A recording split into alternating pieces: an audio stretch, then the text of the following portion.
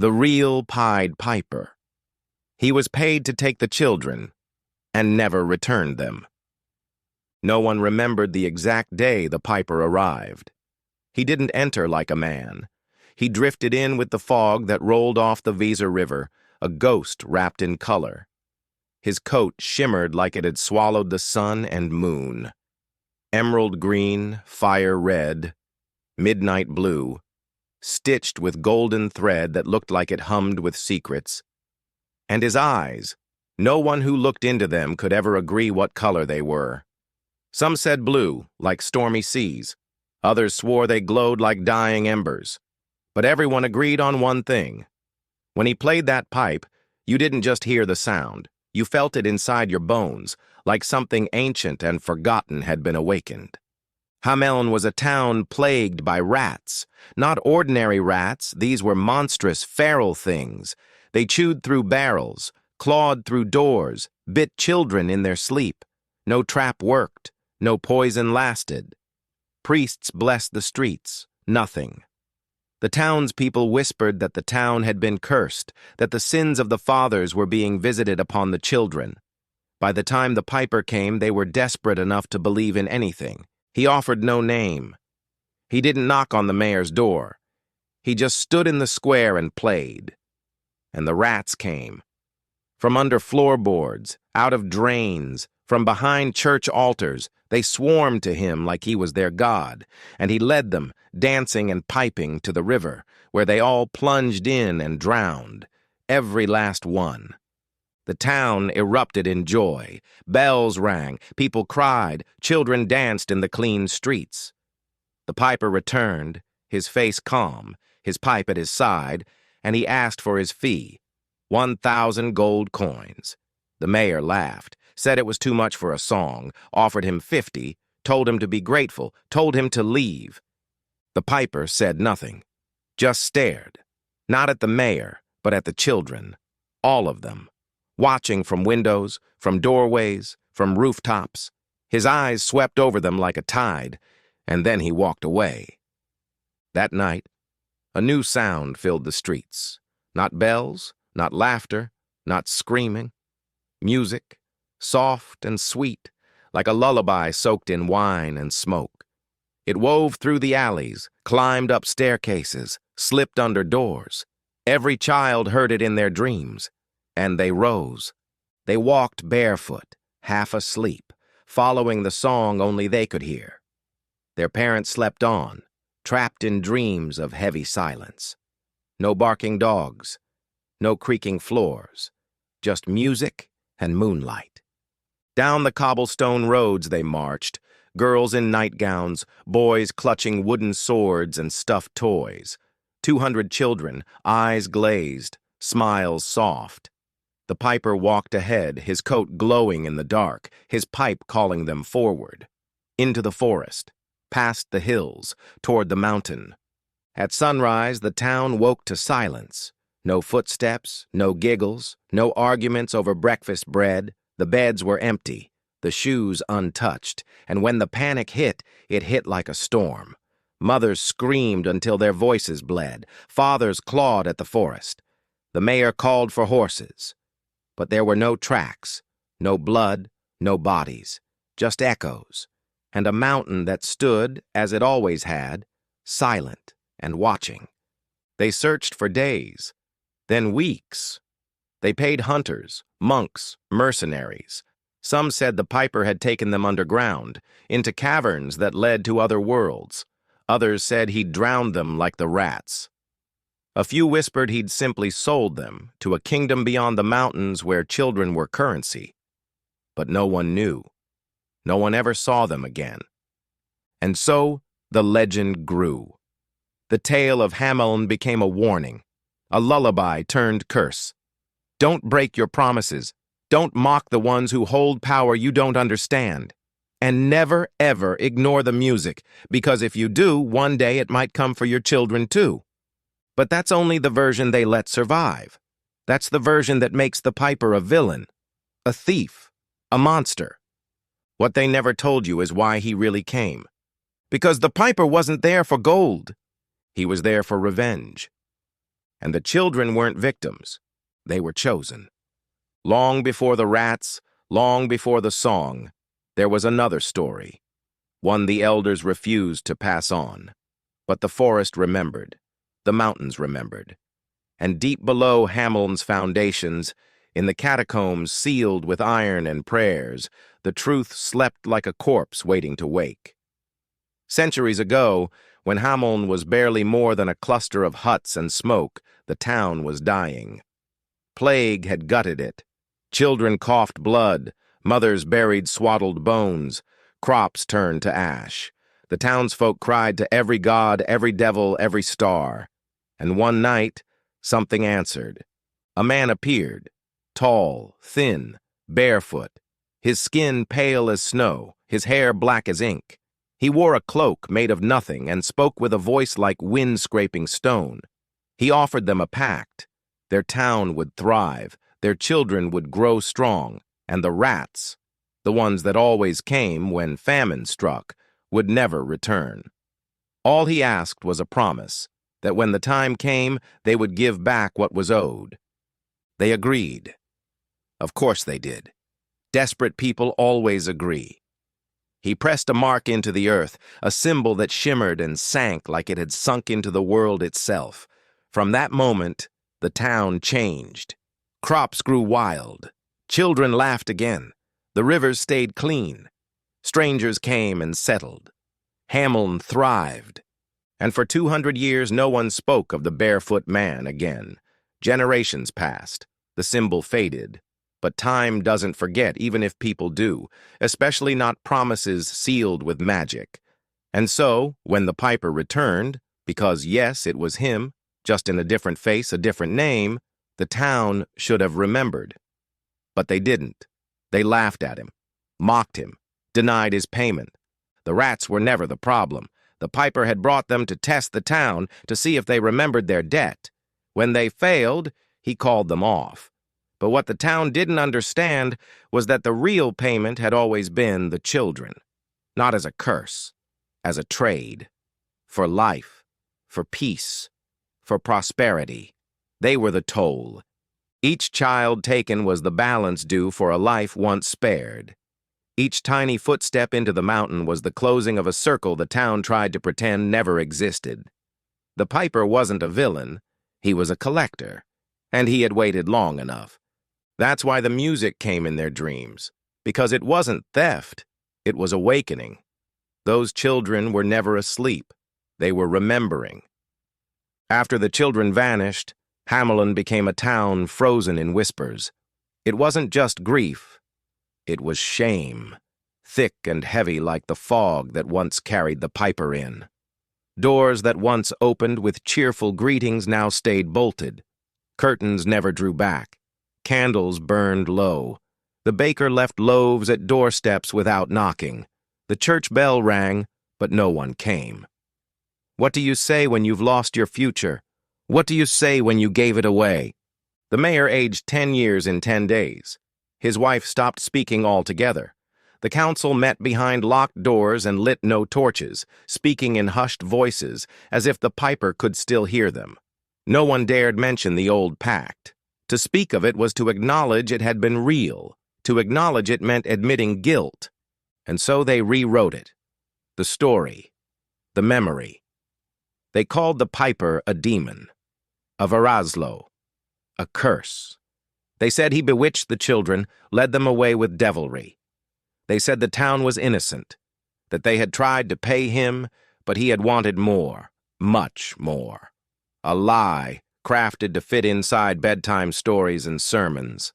A lie that turned their shame into righteousness.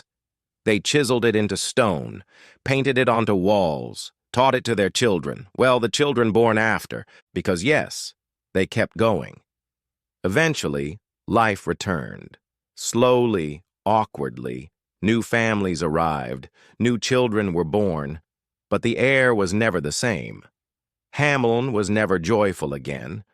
Every new child grew up in the shadow of the ones who never came back, and still, no one spoke of them. But the mountain remembered. The forest still whispered. and those who dared go too close sometimes swore they heard music. Faint, far away, but real.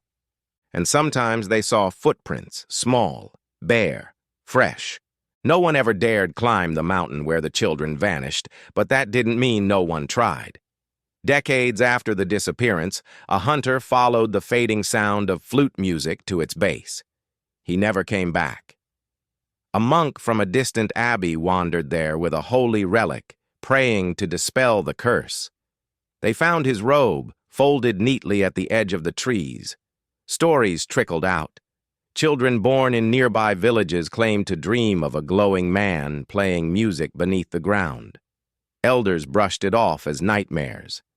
But they were wrong, because inside the mountain, the children were not dead. They had been waiting. Beneath the stone, carved into the mountain's bones, was a city of echoes and light. Not made with hammers or chisels.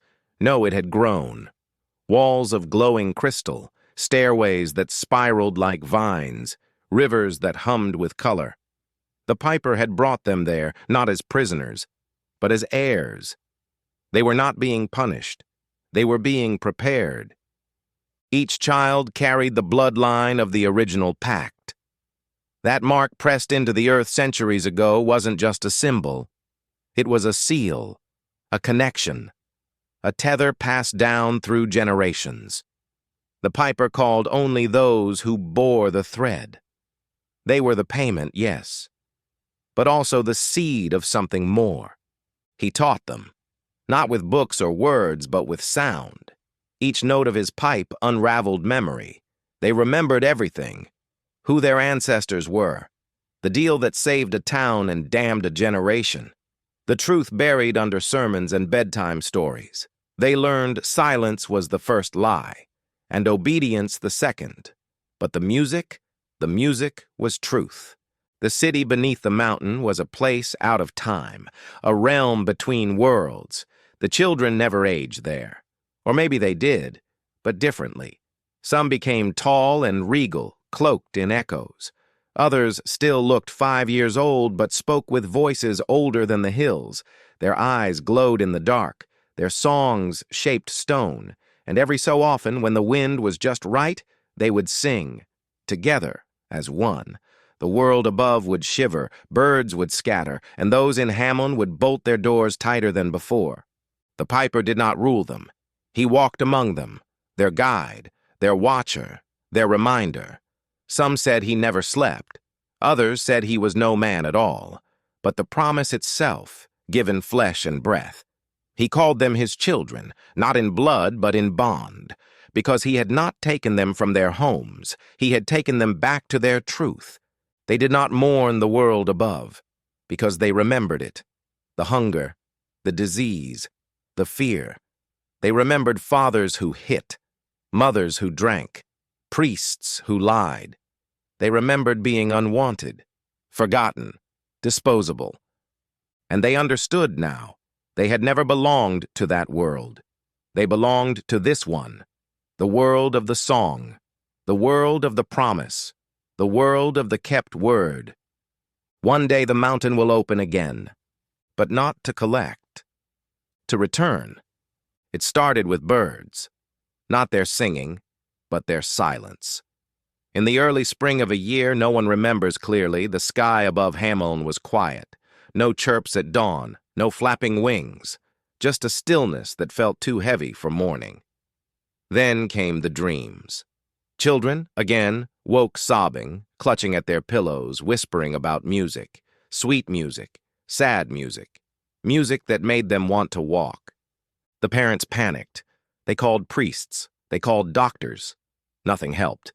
Some families left the town entirely, only to find the dreams followed. A boy in Dresden began speaking fluent Latin overnight. A girl in Lübeck hummed a melody that shattered every window in her house. In Vienna, a child drew the same mountain, over and over again. But the strangest thing? They had never heard of Hammon. The town elders knew what it meant. They had heard the stories when they were young, though their parents told them not to believe. They remembered the faint melodies on the wind, the unexplained chills. The statues of children hidden in the woods, faces worn blank by time.